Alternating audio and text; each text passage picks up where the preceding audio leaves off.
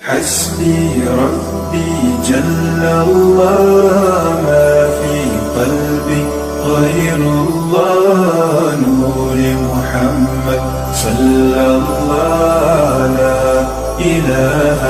إلا الله حسبي ربي جل الله ما في قلبي غير الله نور محمد صلى الله. السلام علیکم ورحمۃ اللہ وبرکاتہ. الحمدللہ رب العالمین والصلاة والسلام علی اشرف الانبیاء والمرسلین وعلی آلہ الطیبین الطاہرین واصحابہ الاکرمین اجمعین وعلی من تبعہم باحسان اجمعین الی یوم الدین. اما بعد. ان اللہ وملائکتہ یصلون علی النبی یا ایہا الذین آمنوا صلوا علیہ وسلموا تسلیما.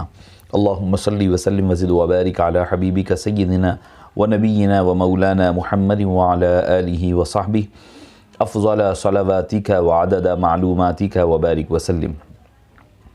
صلاۃ و سلاما علیک یا سیدی یا رسول اللہ صلی اللہ تعالی علیہ وسلم تسلیما کثیرا کثیرا. معزز سامعین کرام، شفیق بزرگوں اور عزیز ساتھیوں، آپ حضرات کے سامنے امام اہل سنت، مجدد دین و ملت، عارف باللہ، شیخ الاسلام امام انوار اللہ فاروقی المعروف فضیلت جنگ بہادر خان بہادر قدس اللہ سرہ العزیز کے عرس شریف کی نسبت اور مناسبت سے آپ کے سامنے حاضر ہوا ہے. اور جیسا کہ آپ حضرات بخوبی واقف ہیں کہ امام عالی مقام، امام ہمام، امام انوار اللہ فاروقی قدس اللہ سرہ العزیز کی ذات مبارکہ کوئی محتاج تعارف نہیں ہے. آپ کی شخصیت اور آپ کے کارنامے سبھی کے سامنے روز روشن کی طرح عیاں ہیں. آپ کی ولادت باسعادت 1336 سن ہجری میں آپ کی ولادت باسعادت ہوتی ہے، اور 1224 میں اور پھر 1300 میں آپ کی وفات مبارکہ ہے. تو معزز سامعین کرام، امام میں اہل سنت، چونکہ آپ کا تعلق اور آبا و اجداد افغانستان بلکہ فروخ آباد شاہ کابلی علیہ رحمت و رضوان سے نسبتیں، اور آپ جب شہر حیدرآباد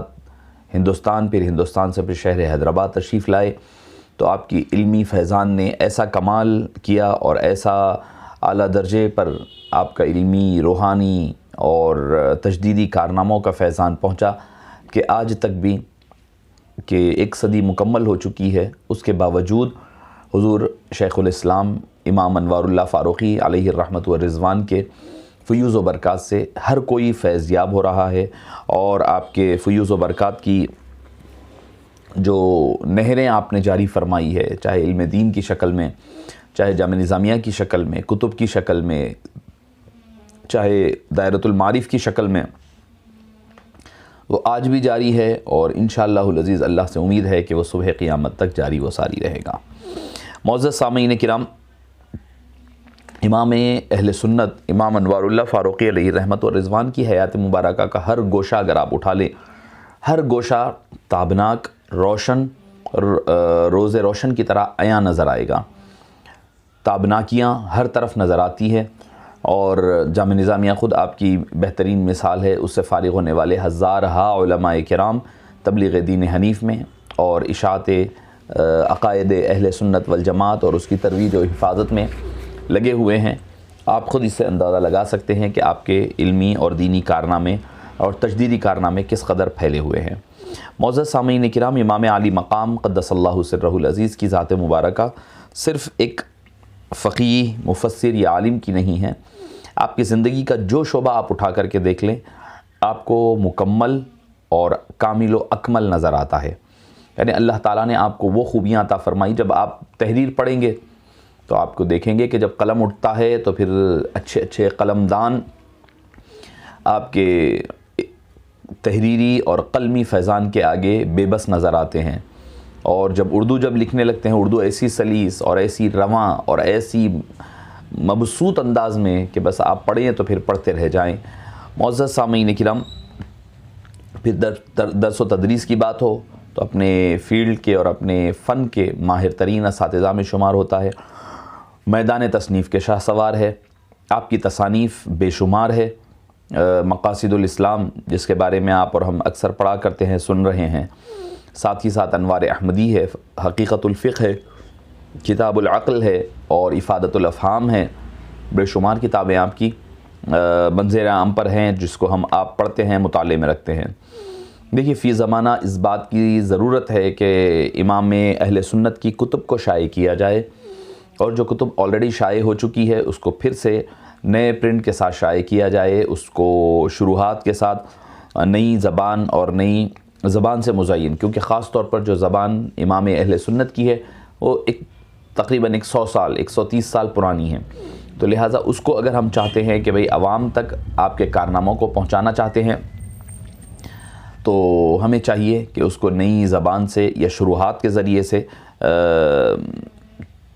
چھپوئی اور تصنیف کرنی چاہیے، اور یہ ہر نظامیین کا حق ہے، کیونکہ آج کے دور میں انٹرنیٹ کا دور دورہ ہے جہاں پر آپ اور ہم یہ دیکھتے ہیں کہ اکثر لوگ جو ہے انٹرنیٹ سے زیادہ مانوس ہے اور انٹرنیٹ کا استعمال زیادہ ہو رہا ہے، تو ایسی صورتحال میں ہمیں بھی چاہیے کہ ہم جو ہے اس کو آن لائن جس قدر ہو سکتا ہے اس کی ریکارڈنگز کروا کر کے، یا پھر پوری کتاب کو جو ہے آپ آن لائن ریکارڈ کروائیں، تو میں سمجھتا ہوں کہ یہ بہت ہی زیادہ حضور شیخ الاسلام قدس اللہ سرہ العزیز کو خراج عقیدت بھی پیش کرنا ہوگا، اور اس کے علاوہ آپ سے اپنی نسبت اور نظامی ہونے کا حق بھی ادا کر سکتے ہیں۔ معزز سامعین کرام، میرے سامنے آج کی جو عنوان ہے، چونکہ آپ کی حیات مبارکہ کے حوالے سے ہم اکثر سنا کرتے ہیں، جامع نظامیہ کے بارے میں پڑھا کرتے ہیں، تو ہم نے یہ سوچا کہ بھئی حضور شیخ الاسلام کی جو کتب ہیں ان میں سے چند چنندہ کتب کا جو ہے خلاصہ آپ کے سامنے پیش کرے، تاکہ آپ کو کتاب پڑھنے میں اور آسانی ہو سکے اور اس کے لیے ترغیب پیدا ہو۔ میرے سامنے آج کتاب جو ہے حضور شیخ الاسلام کی کتاب انوار احمدی ہے۔ انوار احمدی یہ کتاب حضور شیخ الاسلام کے تیسرے سفر حج کی دلکش ترین یادگار ہے۔ مدینہ منورہ میں قیام کے دوران آپ درس و تدریس سے فارغ تھے، چنانچہ آپ نے حضور اکرم صلی اللہ علیہ وآلہ وسلم کے فضائل و مناقب اور شمائل مبارکہ پر مشتمل ایک مسدس نظم کی۔ یہ نظم قرآن کریم، احادیث طیبہ اور اقوال علماء کرام اور ارشادات اولیاء کرام کا خلاصہ ہے۔ انہی مضامین کو آپ نے نظم کا انداز میں پیش کیا، نظم میں لکھا، اس کو ایک منظوم نظران عقیدت میں پیش فرمایا۔ یہ نظم آپ کے منصوبوں کے مطابق ابھی پائے تکمیل کو پہنچی نہ تھی کہ خیال آیا کہ ممکن ہے لوگ اس کو ایک عام نظم یا نعت سمجھ لیں اور اس کو ناظم کے جذبات کی جولانی خیال کرنے لگے۔ اسی بنا پر آپ نے اپنی لکھی ہوئی مسدس نظم جو ہے اس کی شرح لکھنا شروع کی، تاکہ لوگوں کو پتہ چلے کہ عام نظم نہیں ہے، یہ عام نعت نہیں ہے، نعت کے ہر شعر میں قرآن و حدیث کا بحر بے کرا آپ نے اس میں جمع فرمایا ہے۔ یہ کتاب اس مبارک مسدس کے صرف 6 بندوں پر، اور آپ کو معلوم ہے یہ 248 ابیات پر مشتمل ایک مسدس ہے، 248 بند ہیں، اس کے ابیات ہیں، اشعار ہیں، اور اس میں سے آپ نے صرف 6 بندوں کو اختیار کر کے اس کی شرح لکھی ہے صرف، اور اس کے کل 62 بند ہے، مسدس جو ہے 62 ہے۔ اس طرح نہ ہی یہ نظم حضور شیخ الاسلام کے منصوبوں کے مطابق مکمل ہے اور نہ ہی اس کی شرح، لیکن جس قدر موجود ہے آپ اندازہ لگا سکتے ہیں، یہ صرف 6 اشعار کی بندوں کا یہ حال ہے تو اور 62 کا عالم کیا ہوگا، آپ خود اس سے اندازہ لگا سکتے ہیں۔ معزز سامعین کرام، ہمارا اہل سنت والجماعت کا اور امت کا یہ المیہ ہے کہ ہم جو ہے ایک دوسرے کے دست و گریبان ہو کر کے فرقوں میں بٹے ہوئے ہیں، جس کی وجہ سے جو ہے سب سے زیادہ نقصان ہمیں ہی ہو رہا ہے، اور حضور شیخ الاسلام کے جو استاذ پیر و مرشد ہے حضرت شیخ المشائخ حاجی امداد اللہ مہاجر مکی کی ذات بابرکت مسلمانوں کے 2 گروہوں یعنی اہل سنت والجماعت اور ادھر دیوبند کا مقام اتصال اور جائے انفصال ہے۔ یعنی اس کتاب کو امتیاز حاصل ہے کہ اکثر چونکہ دیوبند کے حضرات بھی دعویٰ کرتے ہیں کہ مہاجر مکی علیہ رحمہ ہمارے ہیں، امداد اللہ مہاجر مکی، اہل سنت کا بھی دعویٰ ہے کہ یہ ہمارے ہیں. تو اب ایسی صورتحال میں ہمیں دیکھنا پڑے گا کہ حضرت امداد اللہ مہاجر مکی کا عقیدہ کیا ہے. حضرت امداد اللہ مہاجر مکی علیہ رحمت و رضوان کا عقیدہ کیا ہے دیکھنا ہے. تو یہ کتاب جب آپ نے مکمل فرمائی ہے، مکمل فرمانے کے بعد جو ہے جب اس کتاب کو آپ نے اپنے پیر و مرشد کی خدمت بابرکت میں حیدرآباد آنے کے بعد پیش فرمایا، تو وہیں پر آپ نے جب اپنی مکمل کرنے کے بعد مکہ مکرمہ میں پیش کی تو آپ نے اپنی تخریج لکھی ہے اس پر. میں آپ کو تخریج پوری پڑھوں گا، مگر میں جو خاص بتانا چاہتا ہوں اس کا ایک جملہ زبان حال سے کہہ رہا ہے کہ حاجی امداد اللہ مہاجر مکی کا عقیدہ وہی ہے جو عقیدہ امام اہل سنت نے وہی عقیدہ لکھا ہے، اور اس کو عربی تخریج میں اس کتاب کے بارے میں اپنی پسندیدگی کا اظہار ان الفاظ میں کرتے ہیں: انما ھذا مذہبی وعلیہ مدار مشربی. اس کتاب کے مضمون، معزز سامعین کرام، آپ فرماتے ہیں کہ اس کتاب کے مضامین میرے مذہب کا اظہار ہے. انما ھذا مذہبی وعلیہ مدار مشربی، اور انہی پر میرے مشرب کا دار و مدار ہے. علماء دیوبند کے جو اکابرین ہیں، جیسے مثال کے طور پر قاسم نانوتوی، رشید احمد گنگوہی، اشرف علی تھانوی، شیخ احمد علی امبیٹھی وغیرہ جو ہے، یہ سارے کے سارے حاجی امداد اللہ مہاجر مکی علیہ رحمہ کے مریدین و خلفاء میں سے تھے. اور آج کے علماء دیوبند بھی حضرت حاجی صاحب کو اپنا مقتدی اور پیشوا تسلیم کرتے ہیں.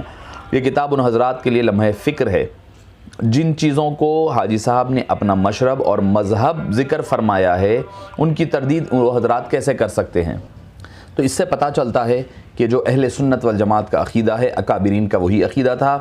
اور بعد میں دیوبند کے علماء کرام نے اس کو اپنے آپ کو بدل لیا ہے. خود بدلتے نہیں، قرآن کو بدل دیتے ہیں. یہ حال کے تحت جو ہے انہوں نے بدل لیا.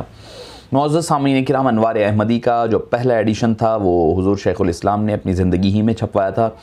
اس کے بعد یہ ایڈیشن نایاب ہو گیا، بالکل ہی بازار سے چلا گیا. اس ایڈیشن میں حضرت شیخ المشائخ حاجی امداد اللہ مہاجر مکی علیہ رحمت و رضوان کی تخریج بھی ہے. وہ تخریج آپ مکمل طور پر لکھتے ہیں. ان دنوں ایک عجیب و غریب، میں آپ کو امداد اللہ مہاجر مکی علیہ رحمہ کے استاد پیر و مرشد کے الفاظ آپ کے سامنے بیان کر رہا ہوں. ان دنوں ایک عجیب و غریب کتاب لاجواب مسمہ بانوار احمدی، مصنفہ حضرت علامہ زماں و فرید دوراں، عالم بعمل و فاضل بے بدل، جامع علوم ظاہری و باطنی، عارف باللہ مولوی محمد انوار اللہ حنفی و چشتی سلمہ اللہ تعالی فقیر کی نظر سے گزری، اور بلسان حق کے ترجمان نے مصنف علامہ اول سے آخر تک سنی، تو اس کتاب کے ہر مسئلے کی تحقیق محققانہ میں تائید ربانی پائی گئی. پیر و مرشد لکھ رہے ہیں اپنے شاگرد اور مرید کی کتاب کے حوالے سے کہ اس کا ایک جملہ اور فقرہ امداد مذہب اور مشرب اہل حق کی کر رہا ہے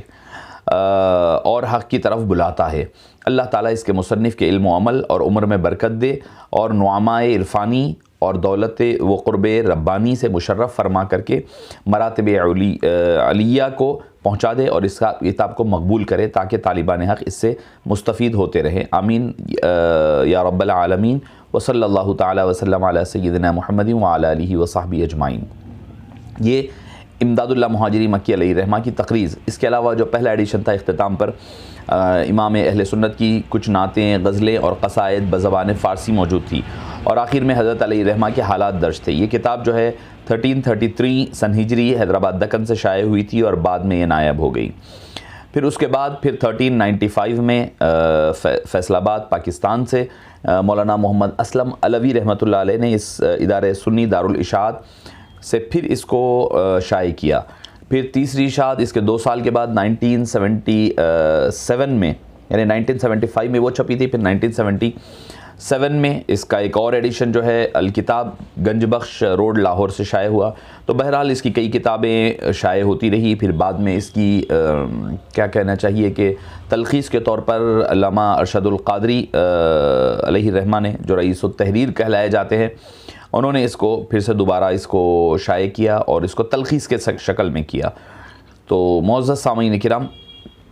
یہ کتاب امام اہل سنت قدس اللہ سرہ العزیز نے جو ترتیب دی ہے، اس کے مضامین وغیرہ کی طرف میں آتا ہوں اور آپ کے سامنے اس کے ایک خلاصے کے طور پر اپنی گفتگو کو رکھنے کی سعادت حاصل کرتا ہوں.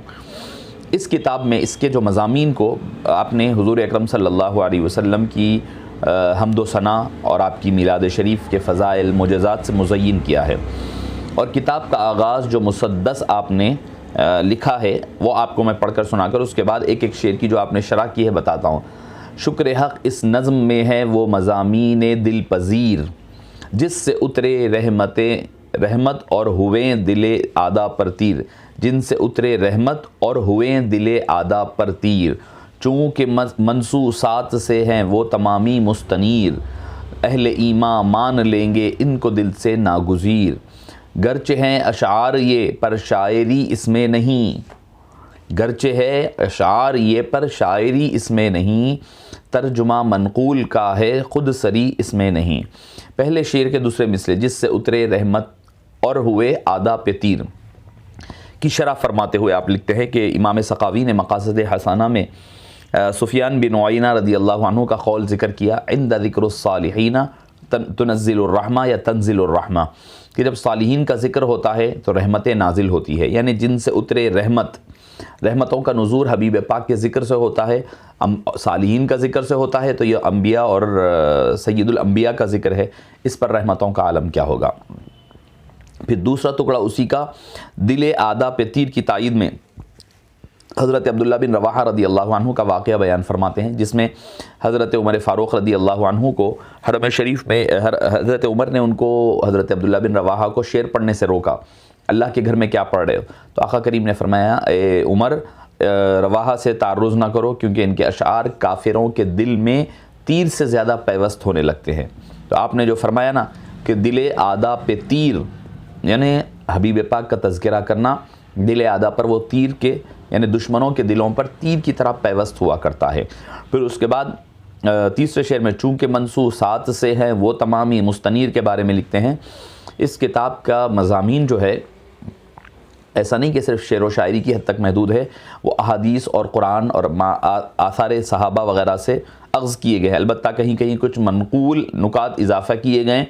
صحاح ستہ کے علاوہ دوسری کتب سے بھی سندیں لائی گئی، کیونکہ کل احادیث کا انحصار صحاح ستہ پر نہیں ہے۔ آپ نے یہ بھی آگے ذکر فرمایا ہے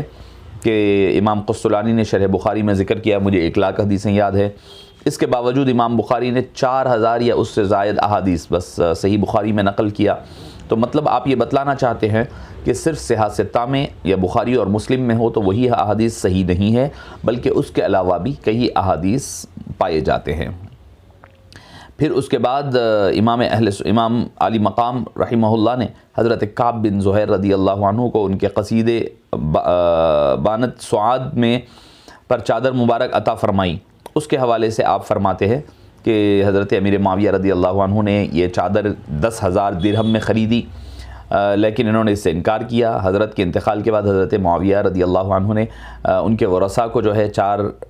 وہ چادر 20,000 درہم میں خرید لی۔ یہ روایت ذکر کرنے کے بعد آپ یہاں پر فرماتے ہیں اس سے 5 باتوں کا استدلال ملتا ہے۔ پہلی چیز یہ کہ ایسا نعت یا قصیدہ لکھنا جس کے اشعار میں تمہید و گریز ہو، ٹھیک ہے، جائز ہے، ایسا نعت یا قصیدہ لکھا جا سکتا ہے۔ دوسری چیز معشوقہ جمیلہ اجنبیہ کا ذکر اور اپنی شیفتگی کا حال بیان کرنا بھی جائز ہے، اور جامی نے، حافظ نے، ابن فارض وغیرہ نے اتباع کی ہے۔ شاعر کو از قسم لباس عطا کرنا یعنی اپنی چادر وغیرہ عطا کرنا، یہ بھی اس حدیث پاک سے ثابت ہوتا ہے۔ نمبر 4 لباس کو تبرک سمجھنا باوجود اس کے کہ وہ ابھی جسم سے جڑا ہوا نہیں ہے، یہ بھی اس حدیث پاک سے جائز ہے۔ 5ویں چیز حصول تبرکات میں رغبت رکھنا اور مال خرچ کرنا، اس کو اسراف نہ سمجھنا، اس سے حدیث پاک سے جائز ہوتا ہے۔ دیکھیے ایک ہی شعر کا ٹکڑا ہے، ایک بند ہو رہی ہے، یہ ابھی اس کی شرح ہو رہی ہے، آپ نے کئی صفحات اس کی شرح میں صرف اپنے ہی لکھی ہوئی مسدس پر ذکر فرماتے ہیں۔ نعتی اشعار کو سن کر آقا کریم علیہ السلام خوشی و مسرت کا اظہار فرماتے، اس بارے میں حضرت نابغہ اور حضرت عباس کے واقعات کو آپ نے ذکر فرمائے، اور ان دونوں کو جو آپ نے دعا فرمائی تھی کہ لا یفضض اللہ فاک، جس کی شرح دانت کے نہ گرنے سے کی گئی۔ راوی کہتے ہیں حضرت نابغہ کی عمر 100 برس اور ایک دوسرے قول کے مطابق 230 برس کی ہوئی، اس وقت بھی ان کے دانت صحیح و سالم تھے۔ 7ویں مسدس میں حضرت امام اہل سنت فرماتے ہیں درود پاک ہی ذکر شہ عالی مقام، اس کی شرح لکھتے ہوئے فرماتے ہیں پہلے راقم سطور سامعین کی توجہ شان خلت اور شان محبوبیت کے امتیاز کی طرف مبذول کرواتا ہے۔ یعنی خلیل اللہ اپنے ذکر کو آنے والی نسلوں میں قائم رکھنے کی دعا کرتے ہیں، وَجْعَلْ لِي لِسَانَ صِدْقٍ فِي الْآخِرِينَ، جبکہ حبیب پاک کون ہیں؟ ان کے لیے مژدہ سنایا گیا وَرَفَعْنَا لَكَ ذِكْرَكَ۔ پھر آپ فرماتے ہیں تعالیٰ نے رفع ذکر کو مژدہ سنا کر ذکر کے بلند کرنے کے ذرائع بھی قائم فرما دی، جس میں درود پاک کو اولیت اور فوقیت حاصل ہے کہ جو درود پاک کا ورد کرے گا، درود کے پڑھنے کا اس امر اس خوبی کے ساتھ فرمایا کہ خود اس میں مشغول ہے، تمام ملائکہ بھی، اہل ایمان بھی، تم بھی چاہیے کہ تم بھی اس میں شامل ہو جاؤ۔ آپ نے یہ نقطہ بھی بیان فرمایا کہ درود شریف کے لیے وہ نام سرفراز ہوا جو خاص معبود حقیقی کی عبادت کا ہے، یعنی صلاۃ۔ حق تعالیٰ نے ارشاد فرمایا اذا ذکرت معی، جب میرا ذکر ہو تو میرے ساتھ آپ کا بھی ذکر ہو۔ اس کا تلازم طرفین سے نقطہ سنجان و رمز شناس آیت شریفہ ما ودعک ربک وما قلی کے معنی بخوبی سمجھ میں آتے ہیں۔ یہ ایسا امر وجدانی ہے کہ بیان میں نہیں آ سکتا۔ ما ودعک ربک وما قلی، اے حبیب ہم نے آپ کو چھوڑا نہیں اور آپ سے ناراض بھی نہیں ہوئے۔ تو اللہ جب نام اپنا شامل کر لے ساتھ میں حبیب پاک کے، تو پھر اب تنہا ہونے یا دور ہونے کا سمجھنا ہی دوری والی بات ہے۔ معزز سامعین کرام، درود شریف کے مختلف پہلوؤں پر جیسے لفظ صلاۃ کے معنی، اللہ اور فرشتوں اور اہل ایمان کی نسبت کیا کیا ہوتے ہیں، آپ اس کا تفصیلی ذکر فرماتے ہیں۔ یہ بحث پوری صفحہ نمبر 55 سے صفحہ نمبر 57 تک یہ پھیلی ہوئی ہے۔ پھر اس کے بعد قیام صلاۃ و سلام کے موقع پر قیام کرنا، ٹھہرنا، اس پر آپ نے مسئلے پر علماء کرام کے اقوال کو ذکر فرمایا۔ پھر فرماتے ہیں کہ صفحہ نمبر 219 پر کہ لا تجعلوا دعاء الرسول بینکم کدعاء بعضکم بعضا کی تفسیر میں لکھتے ہیں کہ اللہ تعالیٰ نے آپ صلی اللہ علیہ وسلم کو آپس میں ایک دوسرے کے لیے جس طرح آپ نام پکارتے ہیں پکارنے سے منع فرمایا، اور خود بھی سوائے چند ایک مقام کے جہاں پر بھی ذکر کیا صفات کے ساتھ ذکر، یا ایھا الرسول، یا ایھا النبی، اسے خطاب فرمایا، یا آدم است بپدر انبیاء خطاب، یا ایھا النبی خطاب محمدی است۔ اس کا مقصد آپ صلی اللہ علیہ وسلم کی عظمت، شرف اور تعظیم و توقیر کا اظہار کرنا ہے۔ پھر اس کے بعد صحابہ کرام کا جو ادب ہوا کرتا، لا ترفعوا اصواتکم کے حوالے سے تفصیلی ذکر صفحہ نمبر 210 پر ملے گا۔ پھر آپ صلی اللہ علیہ وسلم سے بے پناہ صحابہ کرام کی محبت، ادب اور تعظیم کا ذکر۔ پھر اس کے بعد آپ فرماتے ہیں کہ راقم السطور کا ذہن آیت مذکورہ سے ایک اور فہم کی طرف منتقل ہوتا ہے، یعنی کہ اللہ نے رفع صوت بر صوت نبی کی سزا، یعنی نبی کی آواز پر اپنی آواز کو بلند کرنے کی سزا ان تحبط اعمالکم فرمائی ہے، اور ٹھیک یہی سزا مرتکب شرک کی بھی قرار دی ہے، وَلَوْ أَشْرَكُوا لَحَبِطَ عَنْهُمْ مَا كَانُوا يَعْمَلُونَ۔ اس موازنے سے یہ ثابت ہوتا ہے کہ نبی کی آواز پر آواز بلند کرنا خدائے تعالیٰ کے ساتھ کسی کو شریک کرنے کے برابر ہے۔ یعنی نبی کی آواز پر نبی کا ادب اور تعظیم، شرک دونوں ایک ہے، یعنی دونوں ضروری ہے، توحید کا حصہ ہے۔ اگر کوئی نبی کی تعظیم نہ کرے تو وہ مشرک ہو جایا کرتا ہے۔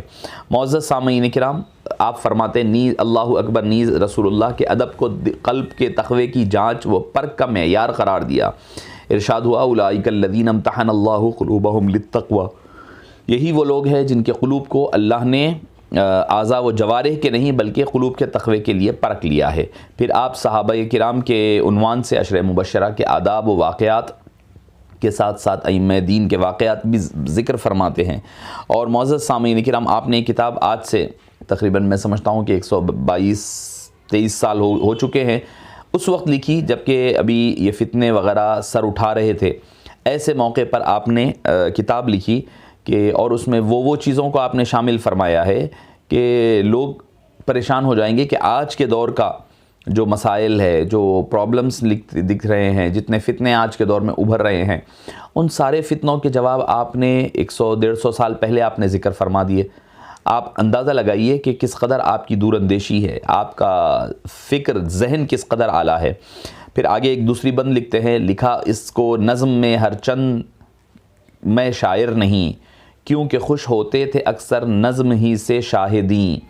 تھی یہی لم جو ممد حساں کے تھے روح الامی، یعنی یہی حضرت حسان بن ثابت رضی اللہ عنہ جب لکھتے تو حضرت روح الامی جو ہے مدد فرمایا کرتے، فیض رحمانی ہے نعت رحمت للعالمین، ذکر ختم المرسلی اس نظم سے مقصود ہے جو ازل سے تا ابد ممدوح اور محمود ہے۔ پھر اس کے بعد آپ جو ہے حضرت کعب بن نے جیسے کہا کہ بانت سعاد جو آپ کا قصیدہ تھا کہ اس کے حوالے سے تفصیل ذکر فرماتے ہیں کہ شعراء کرام کی فضیلت، نعت کی اہمیت اور آپ صلی اللہ علیہ وسلم کا ادب و احترام۔ پھر اس کے بعد فرماتے ہیں کہ آپ ممدوح بھی ہے، محمود بھی ہے، آپ کے شان مقام مرتبہ کا اظہار آپ فرماتے ہیں کہ آپ کی شہرت، اب آپ صلی اللہ علیہ وسلم کی شہرت صرف زمینوں میں ہی نہیں آسمانوں میں بھی اسی طرح ہے۔ اس کے لیے آپ نے پھر اپنے احادیث طیبہ کا تذکرہ کیا۔ پھر آپ صلی اللہ علیہ وسلم کے بارے میں جو صالحین کا کفارہ، اس بند کیا ہے، ٹہرا کفارہ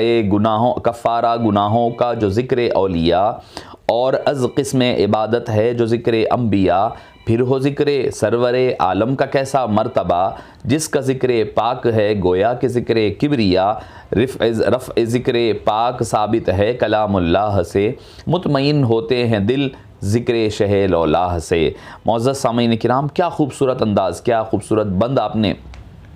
پوری ہر بند کا ہر حصہ آپ دیکھ لیں، قرآن و کریم کا اور احادیث طیبہ کا لب لباب آپ کو نظر آئے گا۔ ذکر نام پاک سے نارے جہنم سرد ہو،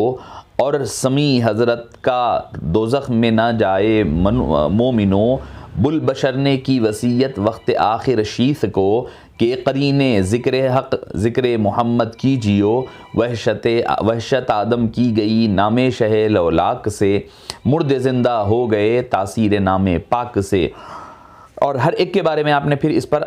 احادیث پاک لائے، یعنی ذکر نام پاک سے نارے جہنم سرد ہو۔ مواہب لدنیا میں حدیث پاک ہے کہ ایک قوم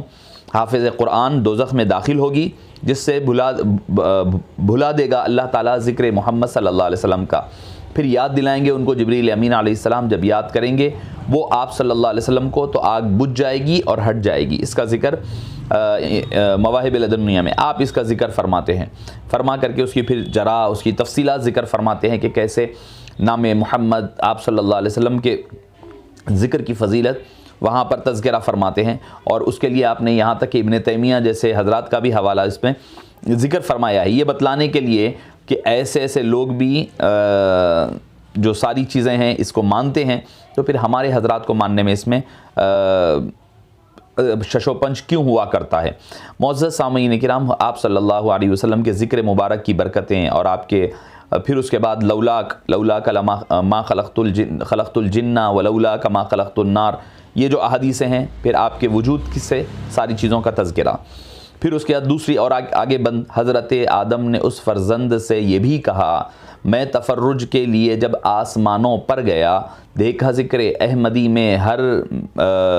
ملک مصروف تھا، ہر ملک مصروف تھا، اور ہر ایک پتے پہ جنت کے ہے نام ان کا لکھا، سینے حوروں کے ملائک کی جبینیں تا بعرش، ہر جگہ اس نام کا ہے عالم علوی میں نقش۔ معزز سامعین کرام، حضرت شیس علیہ السلام کو آپ نے جو وصیتیں فرمائی ہے، نصیحتیں فرمائی ہے، اس کا تذکرہ آپ ان احادیث طیبہ کو ایک جگہ جمع فرما کر کے کرتے ہیں۔ پھر آپ کی ختم نبوت پر کوئی دوسرا اور شخص ہو نہیں سکتا، اس پر آپ نے تفصیلی کلام کا ذکر فرمایا ہے۔ تو خلاصہ کلام کے طور پر حضور سیدی بانی جامعہ علیہ الرحمت والرضوان کی یہ جو کتاب ہے، اس میں مختلف آپ صلی اللہ علیہ وسلم کے مقام و مرتبہ، بشریت، مثلیت، اس پر بھی آپ نے سیر حاصل گفتگو فرمائی ہے، اور درود پاک پر آپ صلی اللہ علیہ وسلم کے مقام و مرتبے کے اظہار پر، آپ کا مقام و مرتبہ دوسروں سے جو مختلف اور جدا ہے، اس پر آپ نے اس پر پھر تفصیلی گفتگو فرمائی۔ اور صرف گفتگو ایسی ہی نہیں ہے، بلکہ جو میں نے ابتدا میں جو شعر کہا تھا کہ ہر گفتگو کے ہر شعر پر ہر آپ نے ایک حدیث پاک کو ذکر فرمائی، ایک حدیث، اس کے ساتھ ساتھ پھر اور کئی احادیث کا مجموعہ آپ نے تذکرہ فرمایا ہے۔ تو معزز سامعین کرام، یہ کتاب بڑی ہی خوبصورت اور بڑی ہی میں سمجھتا ہوں کہ ہر فرد کو، اہل سنت والجماعت کو پڑھنی چاہیے، تاکہ پتہ بھی چلے کہ حضور شیخ الاسلام بانی جامعہ علیہ الرحمت والرضوان کا مقام و مرتبہ کیا ہے، آپ کا عشق رسول کیا ہے، آپ کا عقائد اہل سنت والجماعت کے ترویج میں کیا حصہ اور کردار رہا ہے۔ لوگ سمجھتے ہیں کہ بانی جامعہ علیہ رحمت و رضوان نے کھل کر نہیں لکھا ہے، بلکہ آپ اٹھا کر کے آپ کی کتابیں پڑھ لیں، مقاصد الاسلام پڑھ لیں. اگر آپ پڑھنا ہے کتاب العقل پڑھیں، جس میں آپ نے بذات خود جس کا نام لے کر کے، اور اہل وہابی حضرات، دیوبندی حضرات، ان کا بھی آپ نے رد فرمایا ہے، غلام احمد قادیانی کا رد فرمایا ہے، سر سید احمد خان کا رد فرمایا ہے، اور آپ کے شبلی نعمانی کا، جن لوگوں نے جہاں پر بھی محسوس ہوا کہ آپ صلی اللہ علیہ وسلم کے ذکر اور مقام کو گھٹانے کی کوشش کر رہے ہیں، ان کا آپ نے رد بلیغ فرمایا. مگر آپ نے ایک ادب اور احترام کے، یعنی ایک جو متانت اور اخلاق سے گری ہوئی بات نہیں، اخلاق کے دائرے میں رہتے ہوئے آپ نے اپنے متانت کا مقام و مرتبہ چھوڑے بغیر آپ اس کو جاری رکھا کرتے اور رد بلیغ فرمایا. بلکہ یہاں تک کہ کئی لوگ جو ہیں آپ کی لکھی ہوئی کتابیں، جیسا کہ انوار احمدی خود ہے، ارشد القادری صاحب جو اتنے بڑے عالم ہیں، رضوی مکتب فکر سے امام اعلیٰ حضرت علیہ رحمت و رضوان، امام احمد رضا خان علیہ رحمت و رضوان کے بہت زیادہ متاثر اور منسلک رہنے والے، انہوں نے جب تقریضیں لکھی ہے تو آپ پڑھ کر کے خود اندازہ لگا سکتے ہیں کہ آپ کا مقام و مرتبہ کیا ہے. تو معزز سامعین کرام، امام عالی مقام کو سمجھنا ہے تو پھر سوچ اور فکر جو ہے امام احمد رضا خان فاضل بریلوی علیہ رحمت و رضوان جیسی ہو، تب جا کر کے ہمیں یہ سمجھ میں آتا ہے. بہرحال اللہ پاک سے دعا ہے کہ باری تعالی ہمیں اور آپ کو حضور شیخ الاسلام بانی جامعہ علیہ رحمت و رضوان کے فیوز و برکات سے مالا مال فرما. اور آپ کے عرس شریف کے موقع پر ہم تمامی نظامیین دست بدعا ہیں کہ باری تعالی حضور شیخ الاسلام کے فیوز و برکات خصوصیت کے ساتھ اہل دکن پر اور اہل ہند پر اور علماء عوام اہل سنت پر خاص طور پر جاری و ساری رکھے. وصلی اللہ تعالی وسلم علی سیدنا محمد وعلی آلہ وصحبہ اجمعین والحمد للہ رب العالمین.